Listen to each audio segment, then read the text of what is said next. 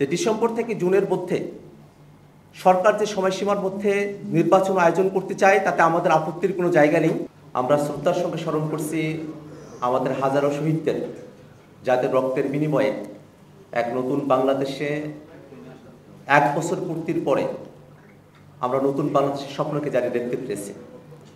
একই সাথে আমাদের সকল আহত এবং এখনও যারা হাসপাতালের পেটে কাতরাচ্ছেন তাদের আরোগ্য কামনা করছি। গণঅভ্যুত্থানের 1 বছর পূর্তিতে বহুল আকাঙ্ক্ষিত জুলাই ঘোষণাপত্র পাশ করা হয়েছে। আমরা সরকারের এই উদ্যোগকে সাধুবাদ জানাই। একই সাথে জুলাই ঘোষণাপত্র তার বিতর্কিত বিষয়গুলো নিয়ে আমরা দীর্ঘ সময় পর্যালোচনা করেছি এবং কিছু বিষয় তা যদি জুলাই ঘোষণাপত্রের মধ্যে উল্লেখ থাকতো তাহলে এই ঘোষণাপত্র আরও পরিপূর্ণ হতে বলে আমাদের মনে হয়। সেই বিষয়গুলোই আমরা আপনাদের কাছে এখন উপস্থাপন করব। আমরা গত বছর বৈষম্যবিরোধী ছাত্র আন্দোলনের উদ্যোগে জাতীয় শহীদ মিনারে একত্রিত হয়েছিলাম এবং সেখানে জুলাই ঘোষণাপত্রের বিষয়ে ছাত্র জনতার পক্ষ থেকে দাবি জানানো হয়েছিল। সরকার সময় চেয়েছিলেন, একটা দীর্ঘ সময় অতিবাহিত হওয়ার পরেও দীর্ঘদিন আমাদেরকে অপেক্ষা করতে হয়েছে। সে অপেক্ষার অবশেষে অবসান ঘটেছে গতকাল। আমরা জুলাইয়ের যে ঘোষণাপত্র পেয়েছি তাতে জুলাইয়ের সকল শহীদদের জাতীয় বীর হিসেবে স্বীকৃতি প্রদান করা হয়েছে। জুলাইয়ের সকল আন্দোলনকারী, শহীদ পরিবার, আহত সকলকে আইনি সুরক্ষা দেওয়ার কথা প্রতিশ্রুতি ব্যক্ত করা হয়েছে। এই ঘোষণাপত্রের মধ্য দিয়ে রাজনৈতিক দলগুলোর তরফে আবারও প্রতিশ্রুতি ব্যক্ত করা হয়েছে যে বাংলাদেশ একটি বৈষম্যহীন, দুর্নীতিমুক্ত, ফেসিবাদ মুক্ত একটি রাষ্ট্র কাঠামো আমরা পাব। এবং একই সাথে এই ঘোষণাপত্রের আরও পরিপূর্ণতার জন্য আমরা দীর্ঘ সময় ধরে সরকারের কাছে যে দাবিগুলো জানিয়ে এসেছিলাম তার কিছু বিষয় এখানে অনুপস্থিত থেকে গেছে। আমরা যদি একেবারে শুরুর সময় থেকে খেয়াল করি, উপনিবেশ বিরোধী লড়াইয়ের কথা বলা হয়েছে, কিন্তু এই ভূখণ্ডের মানুষের উপনিবেশ বিরোধী লড়াইয়ের অন্যতম রেফারেন্স পয়েন্ট 47কে এখানে উল্লেখ করা হয় নাই। আমরা মনে করি যে বাংলাদেশের এই ভূখণ্ডের এবং একটা সার্বভৌম রাষ্ট্র পাওয়ার পেছনে 47, 71 এবং আমাদের 24-এর যে আন্দোলন তার সকল কিছুর একটি সম্মিলন এই ঘোষণাপত্রকে আরও সমৃদ্ধ করতে পারত। এই ঘোষণাপত্রে শহীদের সংখ্যার ব্যাপারে প্রায় 1000 শব্দবন্ধ ব্যবহার করা হয়েছে, অথচ জাতিসংঘের রিপোর্টে 1400 জন মানুষ এই অভ্যুত্থানের সময়কালে শহীদ হয়েছেন। এই পরিসংখ্যান আমাদের সকলের জানা। সেক্ষেত্রে গত 1 বছর ধরে সরকার যে শহীদদের প্রকৃত সংখ্যা নির্ণয় করতে ব্যর্থ হয়েছে, আহতদের প্রকৃত সংখ্যা নির্ণয় করতে ব্যর্থ হয়েছে, তার একটা ছাপ আমরা এই ঘোষণাপত্রের মধ্যে দেখতে পেলাম। এই ঘোষণাপত্রে গত 16 বছর ধরে বাংলাদেশের মানুষেরা যে আন্দোলন সংগ্রামগুলোতে অবতীর্ণ হয়েছেন, বিশেষত আমাদের 16 বছরের এই জার্নিতে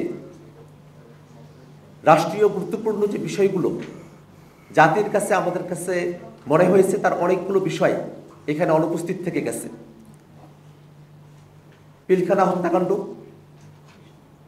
শাপলা গণহত্যা, জুডিশিয়াল কিলিং, ভ্যাট বিরোধী আন্দোলন, 2018 সালের কোটা সংস্কার আন্দোলন এবং নিরাপদ সড়ক আন্দোলন, আবরার ফাহাদের হত্যার বিরুদ্ধে আগ্রাসন বিরোধী আন্দোলন, মোদী বিরোধী আন্দোলনের কথা এই ঘোষণাপত্রে উল্লেখ থাকলে ঘোষণাপত্র পরিপূর্ণ হতে পারত। আমরা মনে করি যে গত 16 বছর ধরে বাংলাদেশের মানুষেরা আরও অসংখ্য আন্দোলন সংগ্রাম করেছেন, কিন্তু ইতিহাসের এই পরতে যে ঘটনাগুলো আমাদের জাতীয় জীবনে দীর্ঘমেয়াদী ছাপ রেখে গেছে, সেই ঘটনাগুলোর উল্লেখ করা আমাদের জাতির জন্য গর্বের বিষয় হতে পারত। একই সাথে আমরা ঘোষণাপত্রের মধ্য দিয়ে আমাদের সংগ্রামগুলোর আরও ঐতিহাসিক স্বীকৃতি সুনির্দিষ্টভাবে অর্জন করতে সক্ষম হতাম। সব থেকে গুরুত্বপূর্ণ যে বিষয়টা আমাদের কাছে মনে হয়েছে,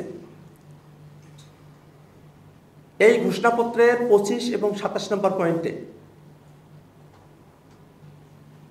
আয়োজিতব্য নির্বাচনের মধ্য দিয়ে নির্বাচিত সরকারের সংস্কারকৃত সংবিধানে তফসিলে এই ঘোষণাপত্রকে উল্লেখ করার কথা বলা হয়েছে। আমরা জাতীয় নাগরিক পার্টি এনসিপি দীর্ঘ সময় ধরে বাংলাদেশে একটি নতুন সংবিধানের দাবি জানিয়ে আসছি। সে লক্ষ্যে গণপরিষদ নির্বাচনের মধ্য দিয়ে নতুন সংবিধান পুনর্লিখনের দাবি আমরা সরকারের কাছে করে এসেছি। ঐকমত্য কমিশনে রাজনৈতিক দলগুলোর মধ্যে সংস্কারের বিভিন্ন বিষয়বস্তুতে ঐকমত্য তৈরি হয়েছে, কিন্তু এখনো পর্যন্ত সেখানে বাস্তবায়নের পথ কি হবে তা নিয়ে আলোচনা করা হয়নি। সেক্ষেত্রে যখন এই ঘোষণাপত্রকে পরবর্তী সংস্কারকৃত সংবিধানের উপর ছেড়ে দেওয়া হয়, স্বভাবতই আমরা যে নতুন সংবিধানের দাবি জানিয়েছি, গণপরিষদের কথা বলেছি, সংবিধানে অন্তর্ভুক্তির কথা বলেছি, সেই প্রক্রিয়াকে পাশ কাটিয়ে যাওয়া হয়।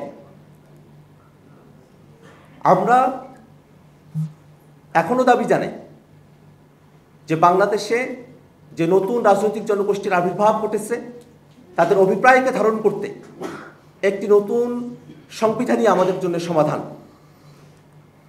এবং সেই নতুন সংবিধানে প্রস্তাবনার মধ্যেই জুলাইয়ের ঘোষণাপত্রকে অন্তর্ভুক্ত করার দাবি আমরা জানাই। একই সাথে ঐকমত্য কমিশনে জুলাই সনদ কার্যকরের পন্থা হিসেবে রাজনৈতিক দলগুলোর সঙ্গে আলোচনার কথা বলা হয়েছে। আমরা দেশবাসীর কাছে এর পূর্বেই খোলাসা করে বলতে চাই যে জুলাই সনদে যে সংস্কারগুলোর বিষয়ে রাজনৈতিক দলগুলোর ঐকমত্য তৈরি হয়েছে এবং কমিশন সিদ্ধান্ত গ্রহণ করেছে, সেই সব সংস্কারের বিষয়বস্তুকে অন্তর্বর্তীকালীন সরকারের সময়কাল থেকেই বাস্তবায়ন করতে হবে। লিগ্যাল ফ্রেমওয়ার্ক অর্ডার এলএফও করে এটাকে কার্যকর করতে হবে এবং এই জুলাই সনদ এবং ঘোষণাপত্রের কার্যকারিতার ভিত্তিতেই সামনের নির্বাচন অনুষ্ঠিত হতে হবে। প্রিয় সাংবাদিক বন্ধুগণ, আমরা দীর্ঘ সময় ধরে বাংলাদেশের মানুষেরা গুম, খুন, আয়নাঘরের নির্যাতন, অত্যাচার, বিচার বহির্ভূত হত্যাকাণ্ড, দুর্নীতি, অপশাসন, ফেসিবাদের যাতা বলে আমরা পিষ্ট হয়েছি। সেই নতুন বাংলাদেশকে আমরা নতুন করে গড়তে হলে বাংলাদেশের সকল রাজনৈতিক শক্তিকে, বাংলাদেশের মানুষেরা যে আকাঙ্ক্ষার ভিত্তিতে 24-এর গণঅভ্যুত্থানে সামিল হয়েছিলেন, একজন রিক্সা চালক, একজন শ্রমিক মজুর, একজন কিশোর, তরুণ, শিশু, নারী, তাদের সকলের মনের যে চাওয়া, সেই বাংলাদেশ প্রতিষ্ঠা করতে হলে আমাদেরকে আমাদের সংগ্রাম জারি রাখতে হবে। একই সাথে গতকাল মাননীয় প্রধান উপদেষ্টা জাতির উদ্দেশ্যে ভাষণ দিয়েছেন।